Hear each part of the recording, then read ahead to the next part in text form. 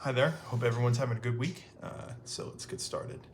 I personally enjoy working in small groups. Some advantages include larger pools of ideas, utilizing each other's strengths, and dividing work between your peers. One issue I often have is being stuck on a single idea or having creative blocks. Members in a small group can easily share ideas and give you feedback on what you may be working on to help you better understand what your end goal is, and then you can reach it. Furthermore, every person has their own strengths and weaknesses. If John is a great writer, he can help set everyone else up for success. But maybe he's less strong in actually presenting a topic. His other team members can express his ideas and knowledge through themselves. Finally, on larger projects, a team can divide up work and share the burden, allowing them to be more attentive and more detail-oriented in their work that they put in. Groups, while stronger together, are not often perfect. You can miscommunicate, you have to compromise on your ideas, or the failure of one person interferes with everyone else's work. Communication is everything in a group. Sometimes you may not be able to convey what you mean or in a way that another person understands, disrupting the flow of work altogether.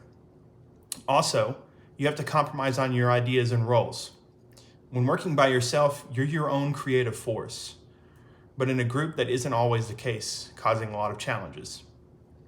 Finally, if one person fails on a deadline, doesn't communicate, or just doesn't have very high quality work, it can in turn disrupt the quality of the whole group by no fault of anyone else's. Two listening barriers presented in our text are first, a lack of appropriate focus, and second, physical and mental distractions. A lack of appropriate focus can cause you to get stuck on factors of conversations that do not often matter, including non-shared memories or thinking of what to say far before the speaker is done with their speaking turn. This causes many to not take in important information that is being shared with them and possibly retaining nothing from the conversation. Second, physical and mental distractions run rampant in our everyday conversations.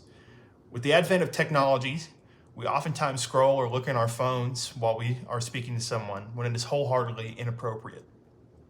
I have struggled with these listening distractions pretty much my whole life. I have a fairly severe case of attention deficit disorder, and often I find myself trying best to listen to someone and I end up focusing on the wrong points or doing something with my hands that end up taking the whole focus away from the subject matter. Now that I understand listening barriers, I hope to better improve by listening to conversations more holistically and understanding the overreaching point and trying to fight off other forms of stimulus while I'm listening to someone, like using my hands. When completing the listening assessment on Chapter 88, my listening habits often range from question to question in the textbook. Some things that I found that I did well was I tried to feel what the other speaker felt. I prompt the speaker to explore his or her thoughts, and I listen politely, even when the message somewhat contradicts my beliefs. I've also found plenty of shortcomings when it comes to my listening. I often have a hard time with interrupting the speaker. Oftentimes, it's just because I'm really excited of what I want to say in response to another person. I also have a hard time not judging a speaker when I listen to them, whether it be due to my perception of their intelligence or their form of speaking or something other than that. Overall, this was a very insightful reading, and I hope it gets better from here. Thank you.